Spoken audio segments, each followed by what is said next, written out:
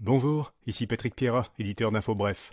Voici l'essentiel des nouvelles en ce mardi 28 novembre. Dans la bande de Gaza, la trêve est prolongée de 2 jours. Le Qatar, un petit pays arabe qui joue un rôle de médiateur dans le conflit entre Israël et le Hamas, a annoncé que la trêve initiale de 4 jours serait prolongée jusqu'à jeudi. Selon l'accord établi entre Israël et le Hamas, au cours des 2 journées supplémentaires de trêve, le Hamas devrait relâcher au moins 10 otages par jour. Hier, le Hamas a relâché 11 otages et le gouvernement israélien 33 prisonniers palestiniens. Le président de la COP 28 prévoirait de conclure, pendant cette conférence sur le climat, des accords pétroliers.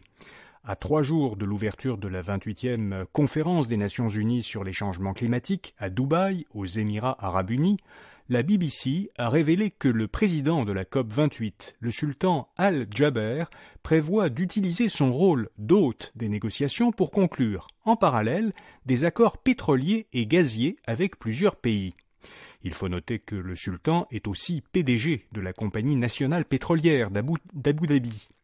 Un porte-parole de la COP28 a nié la véracité des documents cités par la BBC, mais pas les représentants des Émirats arabes unis. L'espérance de vie des Canadiens a encore un peu diminué. C'est la 3e année consécutive que l'espérance de vie à la naissance, telle que calculée par Statistique Canada, diminue.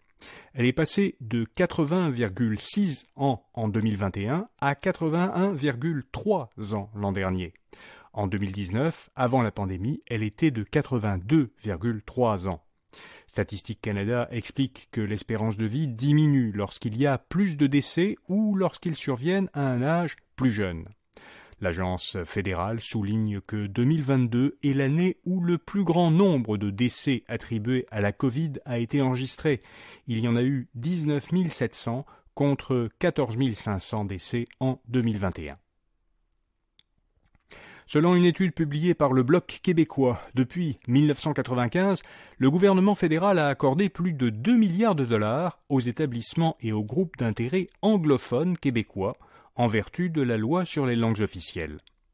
Le ministre québécois de la langue française, Jean-François Roberge, a dit à la presse que le gouvernement Trudeau était toutefois ouvert aujourd'hui à ce qu'une part des 4 milliards qui sont réservés aux langues officielles sur les 5 prochaines années soit pour la première fois alloué à la francisation. La première ministre albertaine, Danielle Smith, a déposé une motion pour invoquer pour la première fois une loi sur la souveraineté de la province qui a été adoptée il y a 1 an. La motion s'oppose à un projet de règlement fédéral qui vise à rendre le réseau électrique canadien carboneutre avant 2035.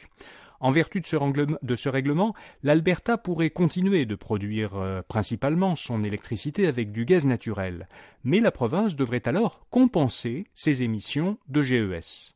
Selon Danielle Smith, ce règlement menace la fiabilité du réseau électrique albertain et il ferait beaucoup augmenter les factures d'électricité dans la province.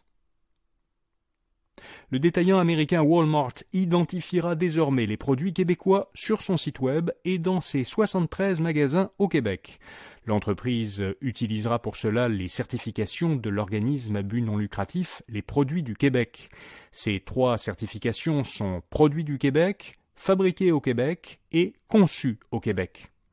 Un représentant de Walmart affirme dans un communiqué que l'an dernier, l'entreprise s'est approvisionnée auprès de plus de 480 fournisseurs de produits québécois pour environ 3,5 milliards de dollars.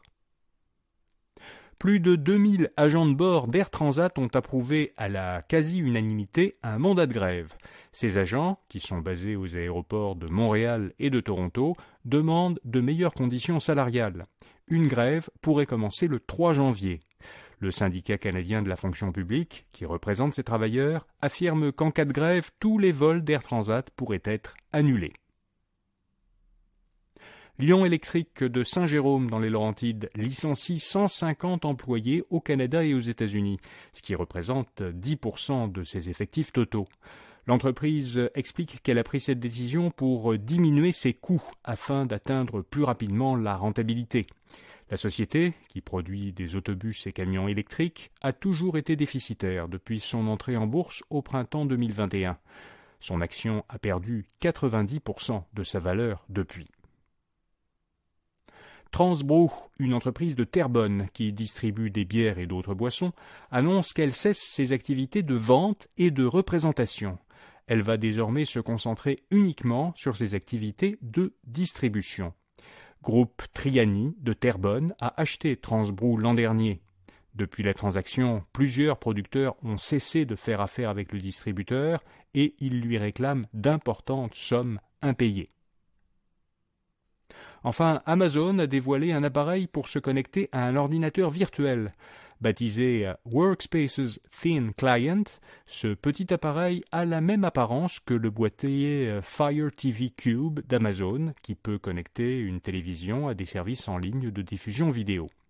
Le Thin Client, lui, permet de relier un écran, un clavier et une souris à un ordinateur virtuel, dont les logiciels fonctionnent tous dans le nuage, soit en fait sur des serveurs d'Amazon Web Services. Cet appareil destiné aux entreprises est annoncé au prix de 195 $ américains, prix auquel s'ajoutera un abonnement mensuel. Le produit est d'abord lancé aux États-Unis, il sera proposé dans d'autres pays l'an prochain. Voilà, vous savez l'essentiel. Bonne journée et à demain matin.